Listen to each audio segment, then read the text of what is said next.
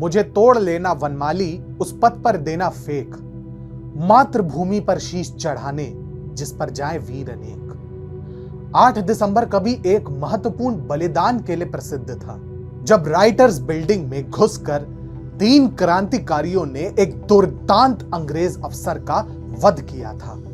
लेकिन कल 8 दिसंबर को ही देश ने एक ऐसा अनमोल रत्न खोया जिसकी क्षतिपूर्ति इतनी शीघ्र ना हो पाई। नमस्कार, स्वागत है आपका TFI पर, भारत का सबसे बड़ा ऑल्टरनेट न्यूज मीडिया पोर्टल, और मैं अनिमेश पांडे इस विषय पर प्रकाश डालूंगा कि कैसे भारत के प्रथम chief defence of staff Bipin Laxman Rawat की असामयिक मृत्यु हुई और कहीं यह मृत्यु एक सुनियोजित षड्यंत्र का भाग तो नहीं था। पूरा देश इस समय जनरल बिपिन रावत की मृत्यु से स्तब्ध और शोकाकुल है। यह समय राष्ट्रीय शोक का है क्योंकि भारत के चीफ ऑफ डिफेंस स्टाफ अब हमारे बीच नहीं रहे। बिपिन रावत एक भारतीय सैन्य अधिकारी थे जो भारतीय सेना के 4 स्टार जनरल थे। इनका जन्म 16 मार्च 1958 को हुआ और कल कुन्नूर में एक असामयिक हेलीकॉप्टर क्रैश में उनका निधन हो गया। इनके साथ 11 अन्य लोगों का भी असामयिक निधन हुआ और एक व्यक्ति अभी भी जीवन और मृत्यु की लड़ाई लड़ रहे हैं।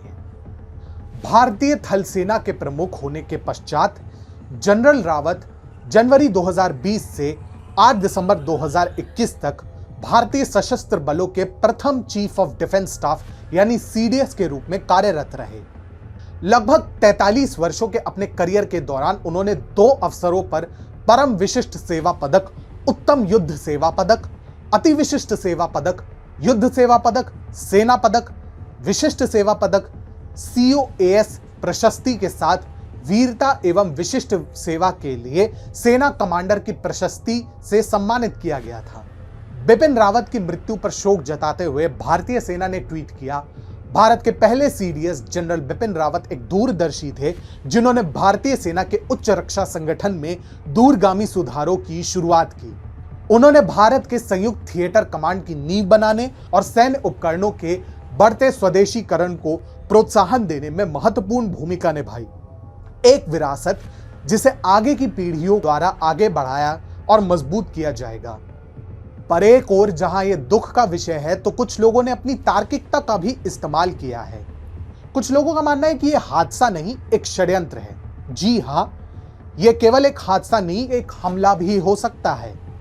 असल में सोशल मीडिया पर कई ट्वीट्स वायरल हो रही है जिसमें यह सामने आ रहा है कि जनरल बिपिन रावत के साथ हुई यह दुर्घटना मात्र एक दुर्घटना नहीं हो सकती है।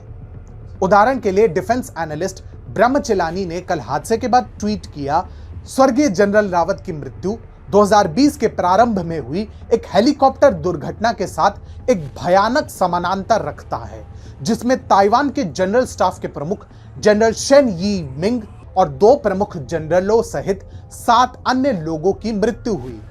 प्रत्येक हेलीकॉप्टर दुर्घटना ने PRC की आक्रामकता के विरुद्ध बचाव में एक प्रमुख व्यक्ति को समाप्त कर दिया। जैसा कि मैंने कहा, एजेंसियां और सिस्टम तकनीकी खराबी और खराब मौसम के मानक के बहाने के पीछे नहीं छिप सकते। परंतु वे यही नहीं रुके। उन्होंने आगे कहा, अजीब समानांतर का मतलब यह नहीं है कि 2 हेलीकॉप्टर दुर्घटनाओं के बीच कोई संबंध ही था। कुछ भी हो, प्रत्येक दुर्घटना ने महत्वपूर्ण आंतरिक प्रश्न उठाए हैं, विशेष रूप से शीर्ष जनरलों को ले जाने वाले सैन्य हेलीकॉप्टर के रखरखाव के बारे में।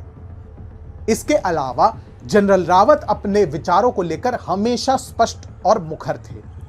उन्होंने हमेशा चीन को अपना सबसे बड़ा शत्रु माना था।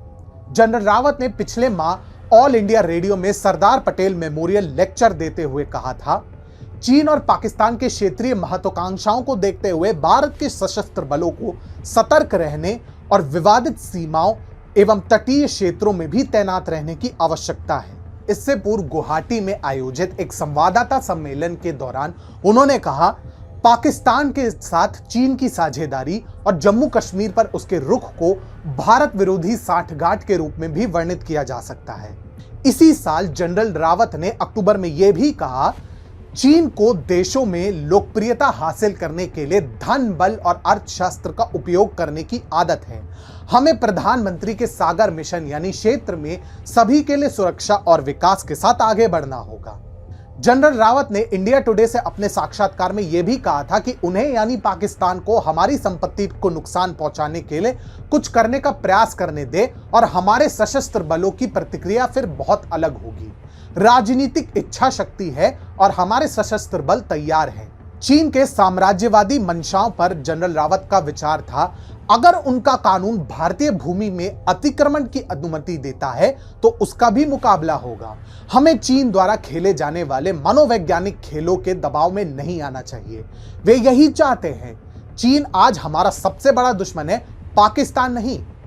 यही नहीं, जिस प्रकार से जनरल रावत की असामयिक मृत्यु हुई, ठीक उसी प्रकार से 1 वर्ष पहले ताइवान के सैन्य प्रमुख की भी हेलीकॉप्टर दुर्घटना में ऐसी ही मृत्यु हुई थी और ये केवल संयोग तो नहीं हो सकता। ऐसे में बिपिन रावत की असामयिक मृत्यु पर प्रश्न उठाना स्वाभाविक भी है और हमारा अधिकार भी। और जिस प्रकार से केंद्र सरकार ने कैबिनेट बैठक बुलाई है, हम आशा करते हैं कि इस पर जल्द निष्कर्ष निकले ताकि देश के इस वीर सेवक की मृत्यु व्यर्थ न जाए।